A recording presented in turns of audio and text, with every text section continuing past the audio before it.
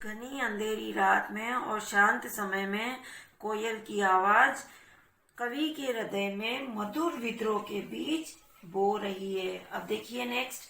काली तू रजनी भी काली, शासन की करनी भी काली, काली लहर कल्पना काली, मेरी काल कोठरी काली, टोपी काली कमली काली, मेरी लो शंकरा काली, पहरे की हुकृति की ब्याली, तिस पर है गाली ए आली। आली यानी सखी, ब्याली यानी नागिन, कमली यानी कंबल, लोह श्रृंखला यानी लोहे की जंजीर, काल कोठरी यानी कारागृह।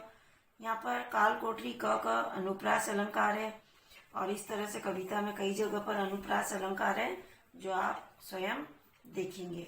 तो देखिए यहाँ पर इस पैराग्राफ से संबंधित कुछ विशेष बातें। यहाँ पर काली शब्द का प्रयोग अनेक अर्थों में हुआ है, इसलिए यहाँ पर यमक अलंकार का प्रयोग है। क्योंकि काली शब्द का प्रयोग रंग के मामले में भी हुआ है, काली शब्द का प्रयोग शासन के अन्यायपूर्ण व्यवहार के लिए भी हुआ है और काली शब्द का प्रयोग भयानक के लिए भी हुआ है, इसलिए यहाँ पर यमक अलंकार होगा। तो देखिए काली विशेषण है और इसका रंग के लिए प्रयोग हुआ। तो देखिए काली विशेषण का प्रयोग अनेक अर्थों में किया गया है, जैसे कोयल का रंग काला, रजनी यानी रात काली, टोपी काली, कंबल काली, जंजीर काली, ये तो रंग के मामले में हुआ। उसके बाद शासन की करनी काली, यहाँ पे अन्यायपूर्ण के लिए काली का प्रयोग हुआ है। तो शासन की करनी काली, संकट सागर यानी सागर का मतलब जो संकट आया है, संकट का सागर वो भी काला। अब यहाँ पर भयानक के लिए काला का हुआ, तो काली लहर, काली कल्पना, मतलब सारा वातावरण काला, तो कवि के अंदर उठने वाली कल्पनाएं भी काली। काली काल कोठरी, और देखिए ब्रिटिश शासन के अत्याचारों के लिए काली विशेषण का प्रयोग किया गया है। तो काली विशेषण का अनेक अर्थों में प्रयोग हुआ है। अगर क्वेश्चन आता है तो आपको यह आंसर भी लिखना है, इस कारण यहाँ पे यमक अलंकार हुआ है। तो अब देखिए आप यहाँ पे, और ये ब्याली यानी नागिन होता है। तो यहाँ पर पहरेदार की जो आवाज है, मतलब उस जेल के जो पहरेदार हैं उनकी आवाज भी कवि को काली लग रही है। तो ये नागिन के समान काली, नागिन काली होती है तो नागिन के समान डसने वाली और काली लग रही है, तो यहाँ पर उपमा अलंकार का प्रयोग होगा। अब देखिए इसका भाव अर्थात इसका अर्थ। तो कवि कहता है कि कवि कोयल को संबोधित करते हुए कि यहाँ पे सब काला ही काला है, तेरा रंग काला, ये रात काली, ब्रिटिश शासन के कार्य काले, और ये जो भी काला है इससे मेरी निराशा भरी कल्पनाएं और भावनाएं भी काली ही उत्पन्न हो रही है। ये काल कोठरी काली जिसमें मैं बंद हूँ वह भी काली, मतलब अंधकारमय हो गई है। मुझे पहनने के लिए जो टोपी दी है वो भी काली, कंबल भी काली, मुझे बांधने वाली लोहे की जंजीरें भी काली, और जो ये सिपाही है, ये जो पहरेदार हैं, ये इनकी गालियां को जो सुनने को मिल रही है वो भी काली। तो है सखी कारागर में, इस यातना रूपी समुद्र में मर मिटने को तुम क्यों आई हो। और इन पहरेदार की आवाजें हैं, ये नागिन के समान डसने वाली है, मतलब ये काली है, और तिस पर ये गाली है आली। और इन सिपाहियों की है सखी, इन सिपाहियों की गालियां भी मुझे काली नागिन के समान लग रही है। अब देखिए इसका नेक्स्ट। इस काले संकट सागर पर मरने की मदमाती, कोकिल बोलो तो अपने चमकीले गीतों को क्यों कर हो तैराती, कोकिल बोलो तो। संकट सागर अर्थात यातना रूपी समुद्र में मर मिटने को क्यों आई हो, यहाँ पर इसका मतलब ये होगा। तो यातना रूपी समुद्र यानी यहाँ पर रूपक अलंकार हुआ। मदमाती यानी दीवानी, मतलब इस पैराग्राफ में, मतलब इस कविता में कोयल की जो आवाज है वो क्रांति की आग बनकर प्रस्तुत हुई है, इसलिए कवि के जो भाव हैं वो कोयल के माध्यम से यहाँ पर प्रकट हो रहे हैं। तो कवि कहता है आगे कि हे सखी, कारागृह के इस यातना रूपी समुद्र सागर में तुम मर मिटने को क्यों आई हो। तुम्हारे जो ये गीत हैं कारागार के इस काले वातावरण में आशा और उत्साह जगा रहे हैं, किंतु अंग्रेजी शासन के इस अंधकार रूपी सागर में तुम इन्हें व्यर्थ क्यों बहा रही हो। मतलब जो तुम ये अपने मधुर गीत है इनको व्यर्थ ही बहा रही हो। इस वातावरण में इनका कोई प्रभाव, इनका कोई असर नहीं पड़ेगा। मतलब कोयल के जो मधुर गीत है इस बंदी गृह में कोई भी असर कारक नहीं होंगे, इसलिए तुम अपनी ये मधुर आवाज यहाँ पर व्यर्थ गवा रही हो। अब देखिए आगे, तुझे मिली हरियाली डाली, मुझे नसीब कोठरी काली, मेरा नभ भर में संचार, मेरा 10 फुट का संसार, तेरे गीत कहावे वाह, रोना भी है मुझे गुनाह, देख विषमता तेरी मेरी, बजा रही तिस पर रण भेरी। रण भेरी यानी युद्ध का संगीत, और इस कविता में विस्मयादि बोधक चिन्ह का प्रयोग भी हुआ है। तो ये सारे भाव आश्चर्यचकित करने वाले हैं। तो ये विस्मय बोधक चिन्ह का प्रयोग हुआ है, क्वेश्चन मार्क है। तो ये आप चीजें, ये बातें आप काव्य सौंदर्य में लिखेंगे, इस कविता से संबंधित काव्य सौंदर्य में। नसीब यानी भाग्य। तो कवि कहता है कि कोयल और कवि की मन की स्थिति में जमीन आसमान का अंतर है। कि देखो, कवि जेल में बंदी है और कोयल को मिली हुई है स्वतंत्र आकाश, हरी भरी डाली, जबकि कोयल खुले आकाश में उड़ने के लिए स्वतंत्र है। और कवि को 10 फुट की तंग काल कोठरी मिली है और कोयल को नभ भर में संचार, मतलब पूरे आकाश में घूमने फिरने के लिए स्वतंत्रता मिली हुई है। उसमें कहा है ना उन्होंने कि मुझे नसीब काल कोठरी, मतलब उसे 10 गज की केवल ये कोठरी, 10 फुट की कोठरी मिली है। और जबकि कोयल हरी भरी डालों पर झूम रही है। कोयल के गीतों की सभी प्रशंसा कर रहे हैं, तेरे गीत कहावे वाह वाह, इसके गीतों की सभी प्रशंसा कर रहे हैं। और रोना भी है मुझे गुनाह, और जबकि कवि को रोने का भी अधिकार नहीं है इस काल कोठरी में, अर्थात वह अपने दुख को भी व्यक्त नहीं कर सकता। गीत गाना तो बहुत दूर है। तो कवि ये कहता है कि तेरे और मेरे इस अंतर को देखकर ये जो रणभेरी, मतलब ये युद्ध का जो संगीत बज रहा है, इसमें तेरे और मेरे इस संगीत में इतना अंतर है कि कोयल का स्वर कवि के लिए प्रेरणादायी है, वह उसकी हुंकार पर कुछ भी करने को तैयार है।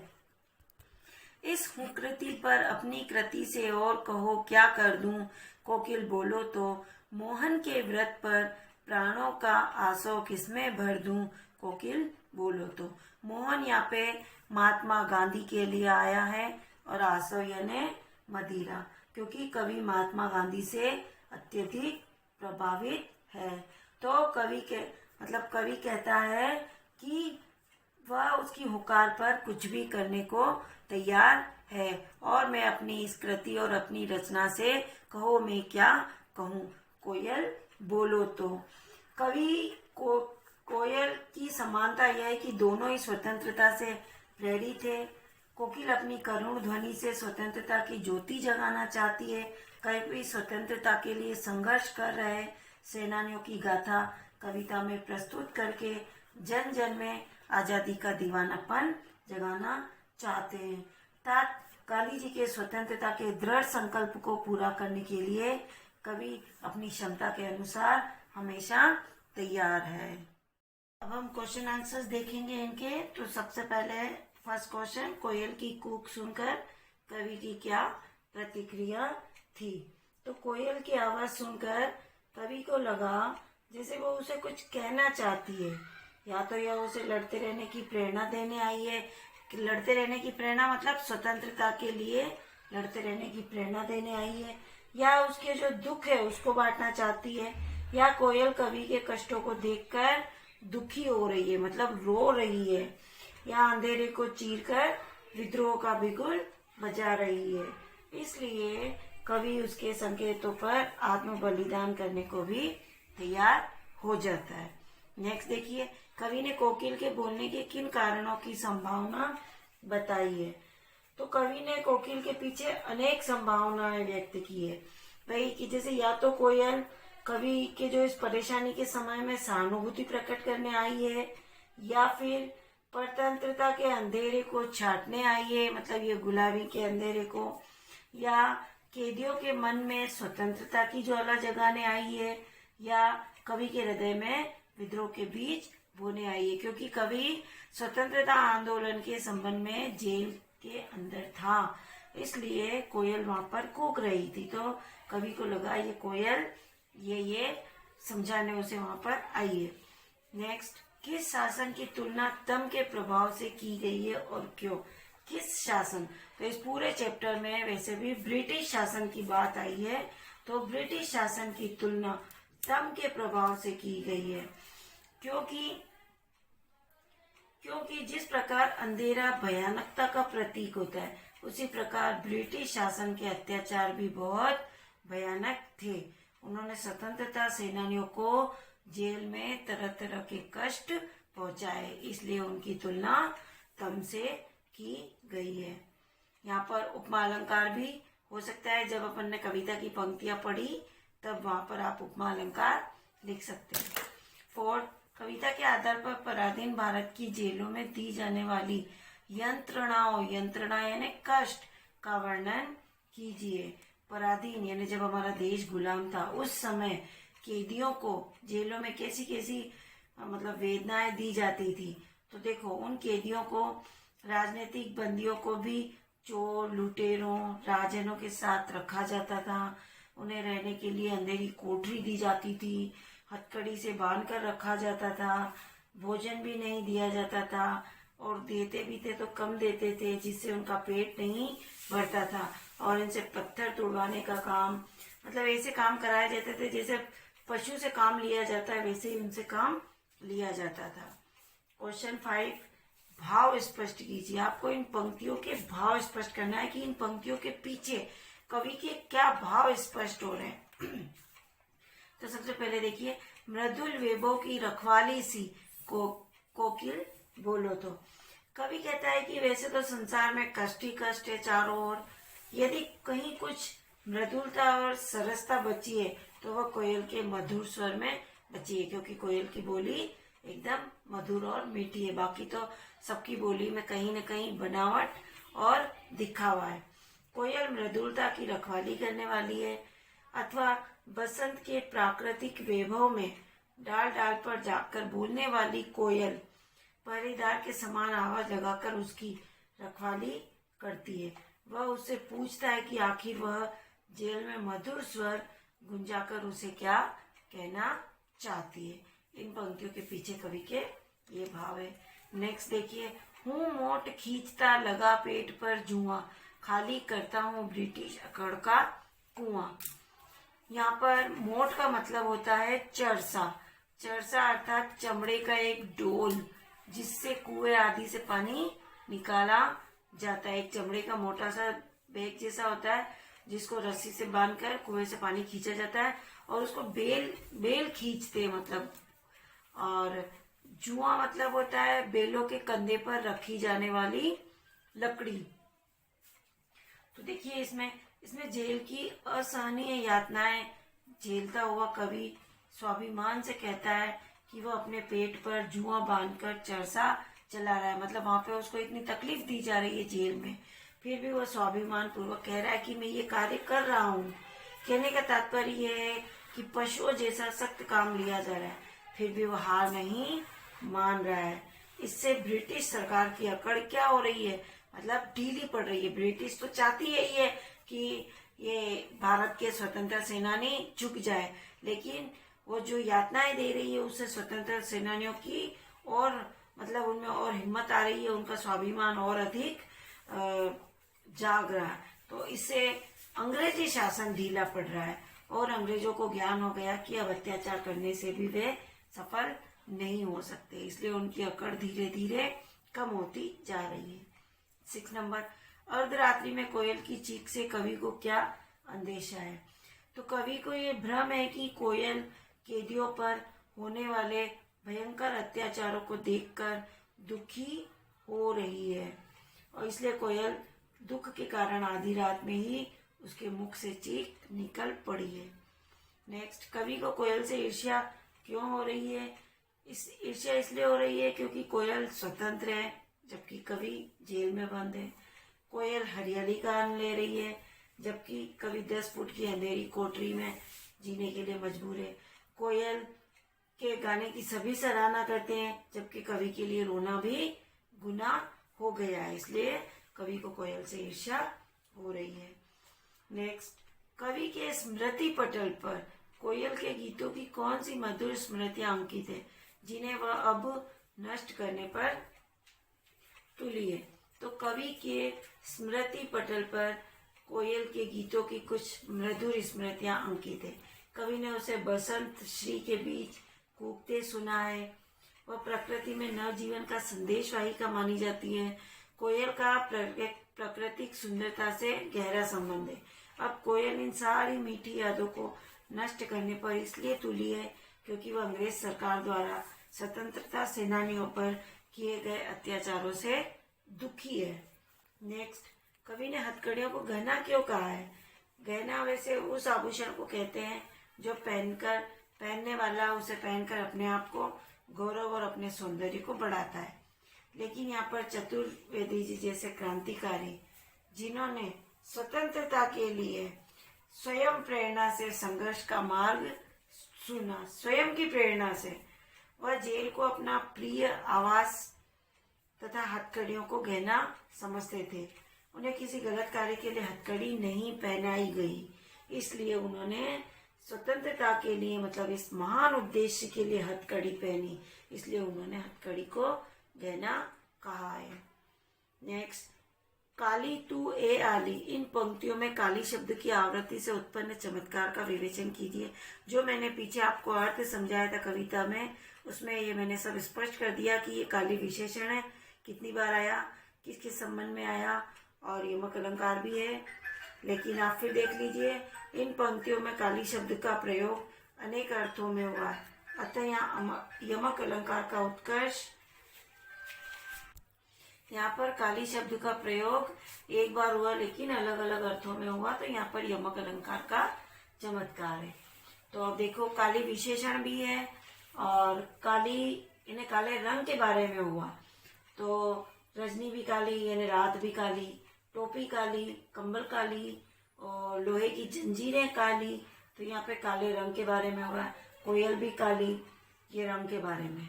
अब अन्याय के बारे में हुआ, तो शासन की करनी भी काली यानी अंग्रेज लोगों के काम भी काले।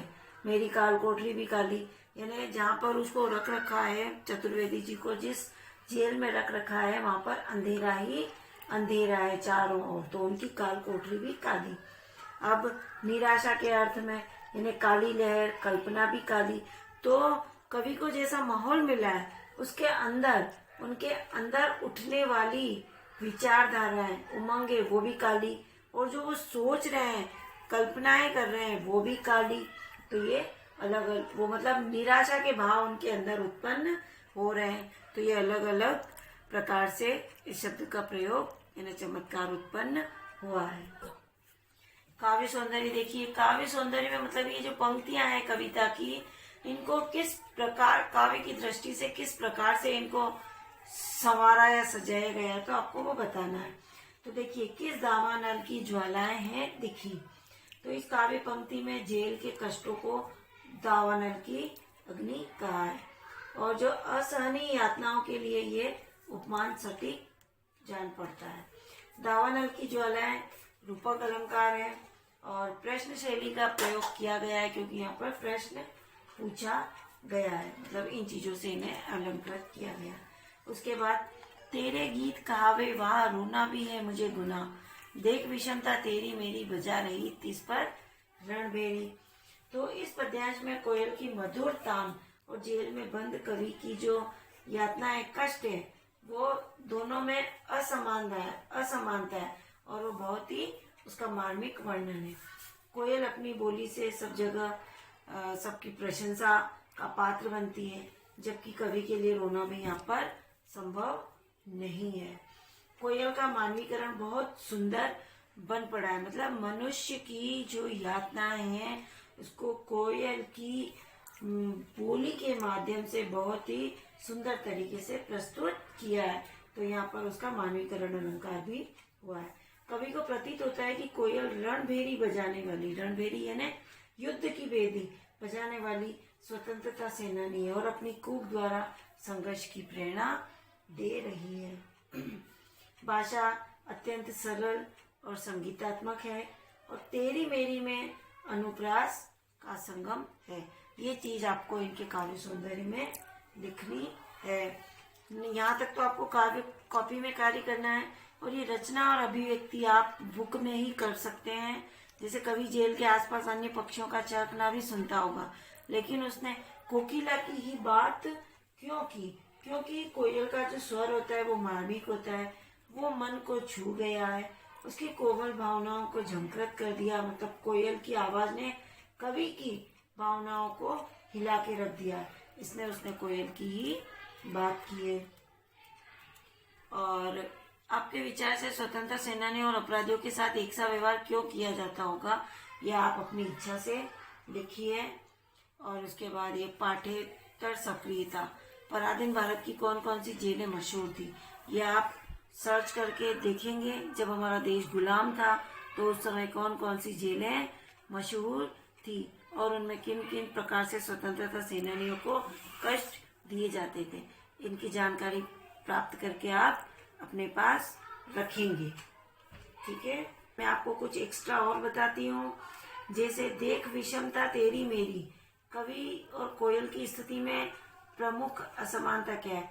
तो इसका मतलब ये है कि कोयल स्वतंत्र है और कवि परतंत्र है, इसलिए उन्होंने ऐसी बात कही। और कवि ने जीवन की तान किसे बताया? तो जेल में स्वयं के द्वारा चला जा रहे कोल्लू की चरक, चू की जो ध्वनि है उसको जीवन की तान कहा है। उसके बाद कोकिल को काली की संज्ञा देना उचित है। तो पहले तो कोयल का रंग काला है, दूसरा काली युद्ध की देवी है, इसलिए उन्होंने उसे काली की संज्ञा दी है। अब देखिए,